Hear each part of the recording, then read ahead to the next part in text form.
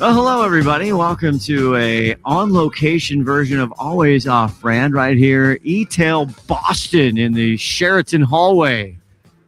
Across from Fame, Chris Parsons, Retail Rewired fame. We have kind of like podcast row here, and today I'm sitting down with a new gentleman, a new friend. I feel like you and I are just going to be best buddies. Ashish AirShelf.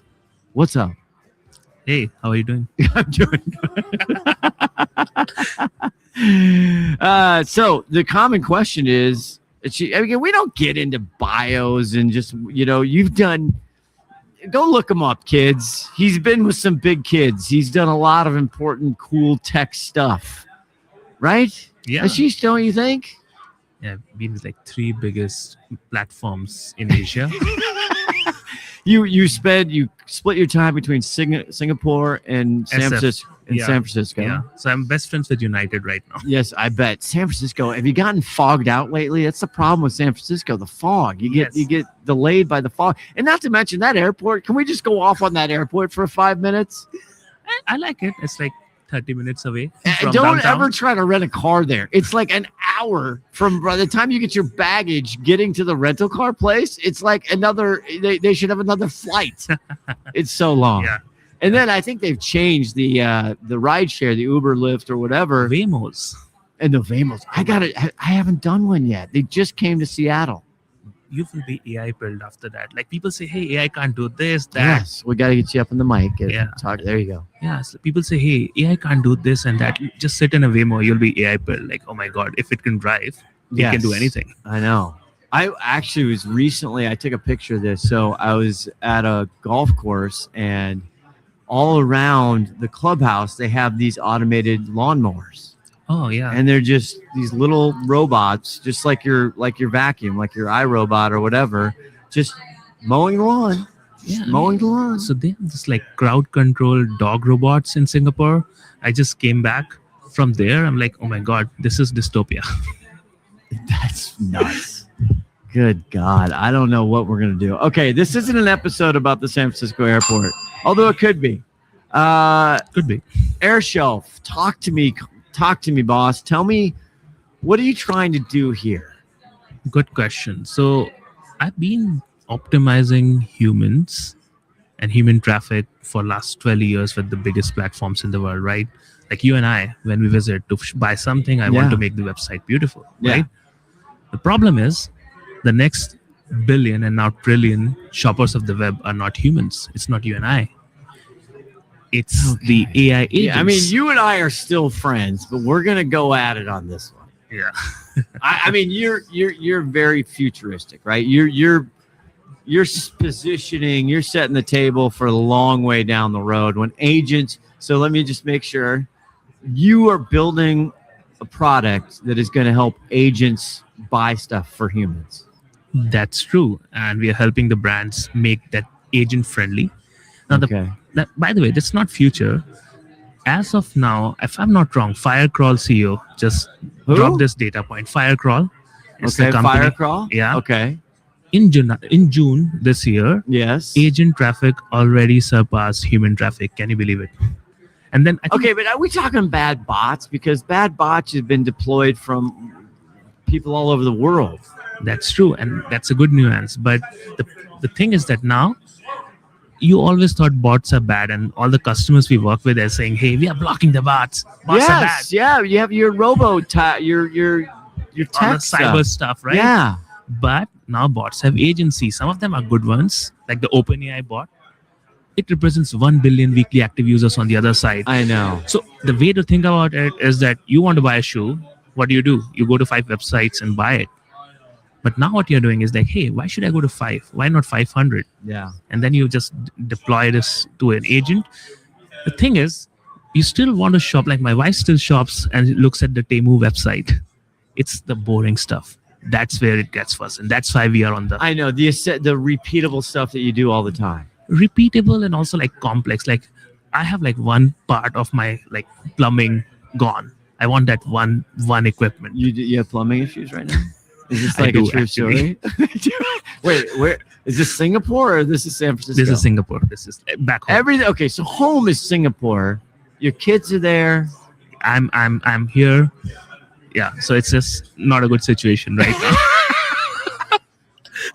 Although I've been married 33 years, at some point they're like, wow, you need to travel more. That is true, actually.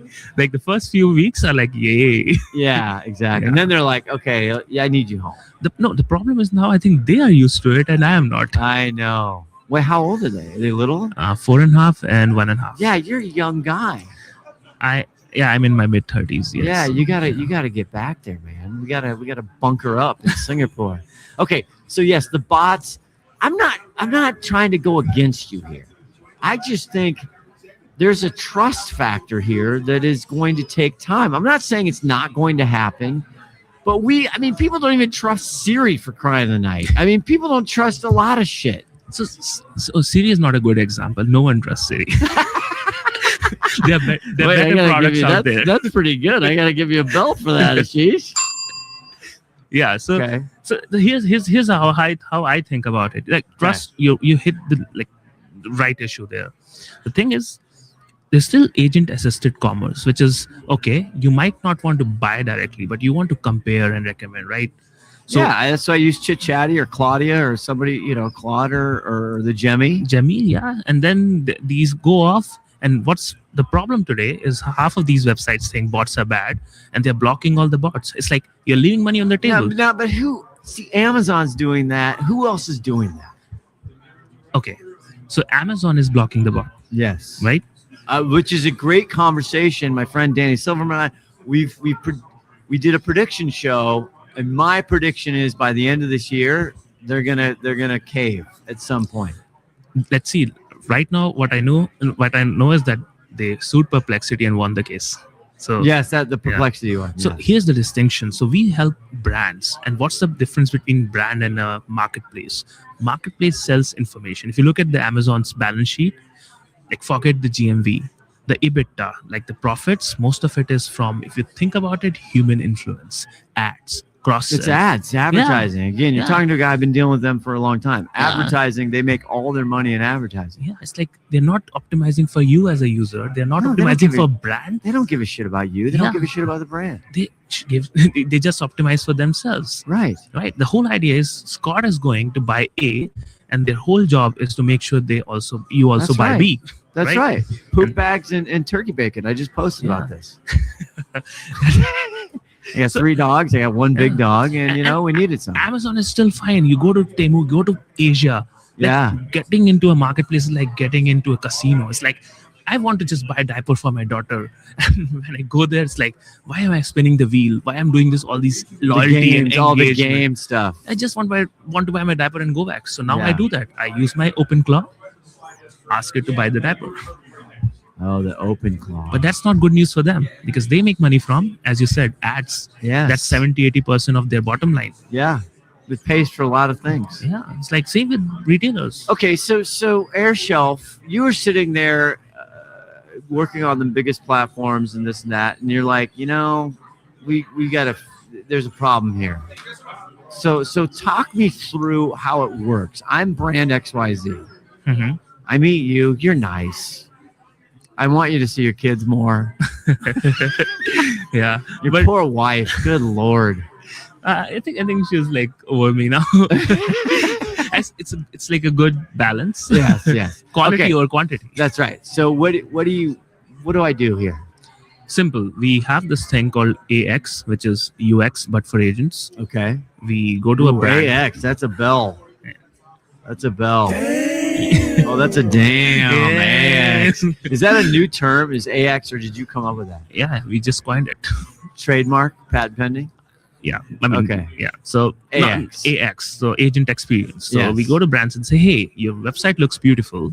Yeah. Let's see how welcoming, how beautiful it is for agents. So we throw an agent, give them a score, and most likely it's like 40 out of 100, 50 out of 100. And they are spooked. They're like, oh my God, how can I improve it? And they say, why do you want to improve it? Right? Yeah. So simple. If your websites are welcoming to agents, Yes. when next time a human is trying to use an agent to buy something, Yes. agents will go and recommend you Agents will go and buy from you, and they can only do that when you let them enter in your store, the good ones only. Okay. And once they enter, they need to see the information in the format that they like, which is data. So the storefront of the future, like how I think about this is that Yes. there's like internet era, right? Storefront of the Yes. internet era was website. For Yes. mobile era was apps. Right. And recently for social was all these Instagram feeds, TikTok feeds. Yes. Storefront of agentic era is nothing but a data layer. It's like dark looking data. And we build that. God, this For is the brands. depressing the shit out of me, Ashish. I mean, it's for agents. All the grunt work goes there because we can spend time talking like this. Okay, but if I want to go schmooze around, I'm looking for different products and I want to browse around. I don't want an agent doing it for me. I don't want to buy it yet. So wait, this is like headless commerce, right? Headless commerce. You're saying the future of e-commerce is going to be these agents going and doing all the grunt work for you. Yeah, that's true. And that's bad news for marketplaces because if you are not captive, they don't make money. That's why marketplaces hate us. And brands hate marketplaces too. Look at the commissions these guys charge, right? So they're like, okay, It's you got to be it's an evil, it's a must do, right? You don't like them, but you have to be there because the volume's ginormous. was the case 10 years back when e-commerce was not a thing, right? And Well, then suddenly 25 years, 20, 20 okay. years. Depends on which. You're yeah, young. yeah. But you get the point. There are categories, and I see two categories, right? It's like a barbell. All the boring stuff. Like, why do you want to go to your marketplace and search the same diaper? Just that my daughter is becoming like from small to medium to large, right? Yeah. That I don't need to do that. Or like boring stuff, B2B equipment. You are setting up a garage. You just know, I have this problem. I don't know the product. What would you do? You won't go and search. It's suboptimal. You just say, hey, here's my tap, which is real story. It's broken. I need to fix it. Here's the picture. Okay. Find the right component, right equipment, part, and fix it. Okay, who of the LLMs, who do you feel like, what's your go-to? What's right now? Is it, I mean, Bay Area, it's Claude. okay, what about in Singapore? ChatGPT. Okay. I think it depends. Like enterprise buyers, we work with a lot of enterprises. They're like, hey, can I get my Copilot fixed? Because it seems like they get a lot of free Copilot from their employers. I'm like, who uses Copilot? But I'm adding it. Yeah, not to buy things. Actually, the procurement managers use their free Copilot. Yeah, that's true. You're right. It depends. Okay, so you got this tap, you go it over. So you go, let's say we're in San Francisco. We've gotten through the airport issues. So you sit there and go to Claude and you go, Claude, here's the picture. Here's what I need. Now, I did ask Claude, this is a true story. I have these bikes. My daughters are 29, 27 now. They had these really nice bikes, Trek bikes when they were younger, middle-aged type, 12, 13, 14. They barely rode them. They're sitting in our garage. They no longer live at our house. And I want to get rid of them. So I took a picture of it and I asked Claude, what's this thing worth? And it gave me quite a lot of information back. It told me what the market value was, all this stuff. Is that what you're talking about? That's part of it. What you want to really do is just I want it to come to my garage and sell it for me so I don't have to deal with it. exactly and let the agents do the negotiation. So that's what AirShelf, that's the vision for AirShelf. The data layer I talked about, the boring stuff, that's the place where agents will meet. Not you and I, our Now, agents, and negotiate. Listener, you can't see him unless you are on the YouTube Always Off Red. This guy's just got so excited talking about this. This guy just lit up. That's true. because I see that. You see it in your head. Yeah, because the storefront of the present is like a rote PDP. They say product display page. Okay, I'm looking at a display. I mean, this is a nice display, always off brand, right? Thank you. Yeah. Thank you, Ashish. God, I schlepped that thing across the country. I like the color scheme, Yeah, it's fun, isn't it? Yeah. My hair, I'm not sure about my hair. But yeah, so the storefront of the future is data, which is boring, but it is also dynamic. You have sales agent so that you need not do the back and forth on eBay that, hey, bike is worth this much or that much. Let your agent do, because roughly like you want to get it off for $100, not less than that, right? Yeah. But the other guy's like, hey, can I get it for 90? Can I get it for 50? Yeah. Don't want to waste time like that. So Well, it's just annoying. yeah, so over time, those kind of commerce will also go to the agents like, hey, this is my condition. The by BATNA, best alternative to negotiated agreement is that I keep the souvenir, which is my daughter's bike, right? Okay. So I don't yes. want to let go for less than 100, Yeah. and that's it. Then I had no idea. I was going to give these bikes away, but apparently they're worth some like real money. Yeah. I mean, emotional value too. No, I don't really care. I just want them out of my garage. They're taking them tips away. Okay, so now you've gone down a little tiny road, which I'm going to pick up on here because at the last eTail and whatever I have this people like I'm the jaded old guy who's skeptical about everything because that's just I'm burdened by history and knowledge is what I say. I stole that line, but what I'm excited about AI as far as agentic shopping and what you're talking about is, see, I believe that personalization in e-commerce is really, we haven't done a very good job with that. That is true. Okay. A lot of people think that. And I think that is close to true. I don't think that's just an opinion. I think we've really not done great with it. So my dream, Ashish, maybe you're the guy to do it. Sounds like maybe you are. It's a little twist on what you're doing. I think that AI can maybe emulate the physical walking into a store and working with a great sales clerk Like a dance. who's asking me qualitative questions. Where are you going? What are you doing? What do you need? And they deduce me and they get me to the right personalized product that I need, that I'm going to like, I'm going to be happy with, and I'm going to remember, and I'm going to come back. Funny you ask. So we have some B2B clients where we not just orchestrate the product data to show up on agents. Yes. Once they show up, we complete the sale using the sales agents. Like we do that, but we just do that for B2B today because they don't disclose price. So we're like, hey, what are you here for? Okay, can you, with that, again, if you want to give the names or not, but give me a practical experience that. So we have this like Fortune 500 client in Australia. Okay. Okay. They sell B2B equipments. And their ICP plumbing for you?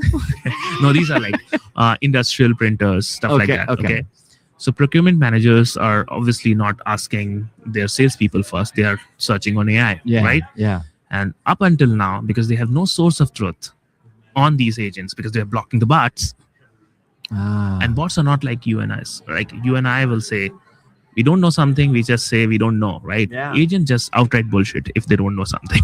They want to answer for everything. They really do. They're almost too much pleasers. Exactly. So they hallucinate, and that's not good for brand. No. Brand's like, hey, that's bad. You are giving wrong specifications, right?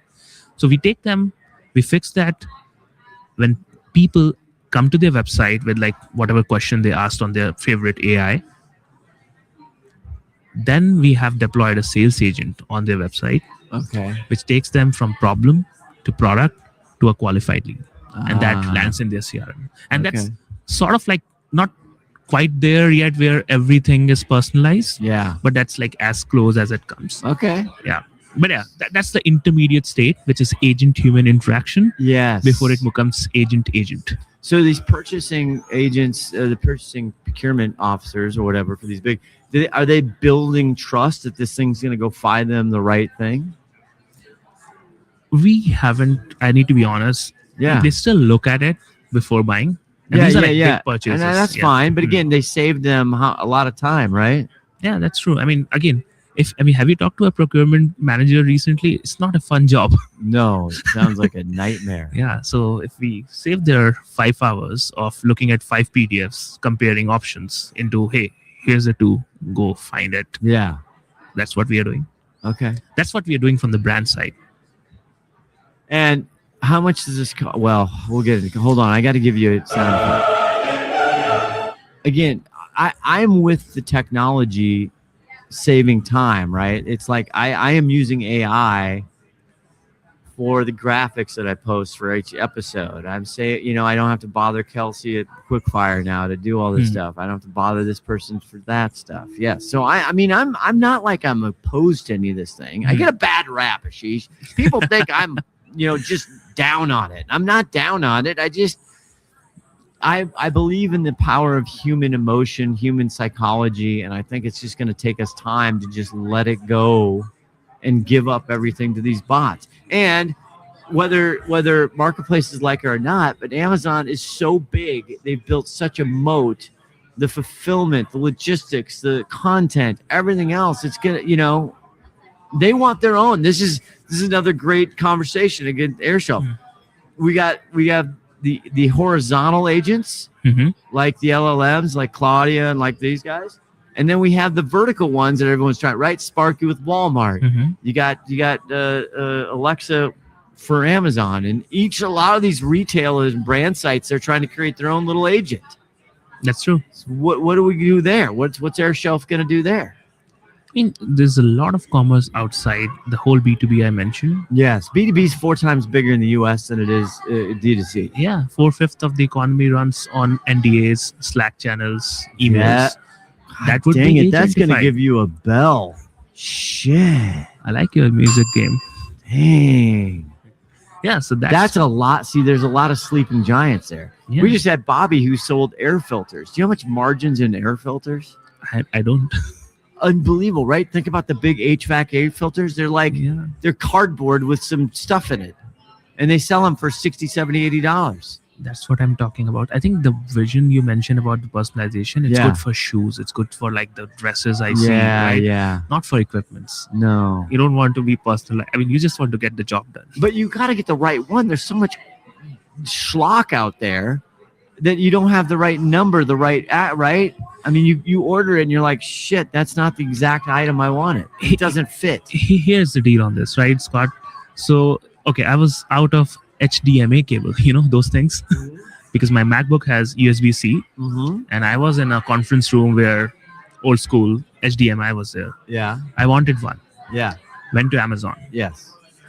20 of them came, all looking same. I don't know which one to buy. They're all ads. Yes. Yeah. So all I want is like, okay, you miss your charger. What do you want? You just want a charger. As long as it works, has good reviews, within your budget, you just want it. Like you just buy it, right? Yeah. You save time. So what'd you do? So those are the ones where agentic commerce is coming first. And we see it in data. So you AirShelf it? We AirShelf it, yes. No, you couldn't in that particular situation. You couldn't AirShelf it. In that particular situation, I can help the brand who will show up when someone like me is AirShelfing it on chat. Okay, but not on Amazon, right? Not today. on Amazon. Today, as we're recording this today, they've blocked everybody out. They blocked everything. Do you seriously? Now, I'm not trying to get my narrative as far as my prediction, which I told you. Don't you think they're gonna have to buckle at some point? They're big. And let people in, or no? I don't know, because they made an investment in OpenAI, if I'm not wrong. Well, no, they have $50 billion in Anthropic. Okay. And then they made another $25 billion in OpenAI, because again, this is a multi-pronged thing. They want to sell them chips. God knows. And compute power. Yeah. So you got AWS selling them this, and then right. And I mean, maybe my numbers are off, but then what about their $85 billion in ad money they make every year, right? Yeah, they're gonna get about 85 billion. Yeah. Yeah. So what about that? Well, and there's a lot of good reporting, and I think that they're using Anthropic to build their internal AI tools. I think they have already, and that would just work for their walled garden. But there's a lot of stuff, as we talked, outside that walled garden, right? Yes. And that up until last year was not even like automatable. And I don't think, I mean, it will augment humans. Like, for example, if you're a sales guy, you just want to talk, right? And close the deal. But there's like 90% of your time is going in like NDA and contracts and all that. Yeah. That So you can clean all that. Yeah. You can clean all that. Now, speaking of Amazon and their business B2B, Amazon Business is a $60 billion. That is huge. Talk about a sleeping giant nobody talks about. Yeah. You gotta AirShelf that. I mean, that's the aim. I mean, as I said, agentic commerce, the end state is everything is agentic commerce, but the current state is it's on spec heavy verticals. It's on stuff that you don't want to deal with yourself. Yeah. It's boring stuff, but it's also complicated stuff. So we have started with the complicated ones. That's why I said enterprises, not the Shopify brands. But over time, you got to start somewhere. Yeah, no. Right? Okay, so I like your global view of where we are. Asia has been ahead of so many digital adoption, right? I mean, their e-commerce is such a huge part of their retail. way ahead of us. Chat commerce. I mean, they've just that culture, everything. Where are we in the U.S.? And we've not really adopted it. Social commerce is really, I guess TikTok Shop is the only true version of it somewhat, but we really haven't cracked the code here for the most part. So what's going on globally? I mean, TikTok is big. It's huge. It's it's $8 big. billion, $9 billion. No, it's big. Yeah, as I said, like the storefront of like social is actually the feed, right? Yeah, the Discovery, right? It's actually a storefront you can click and buy directly from TikTok. Yeah. Right. It's big in Indonesia. It's big in China, obviously. Okay. But it depends. It's very cultural, Like I originally from India. Yeah. I don't want to talk to anyone. I just want my stuff delivered. Don't ring my bell. It's just don't want to talk to anyone.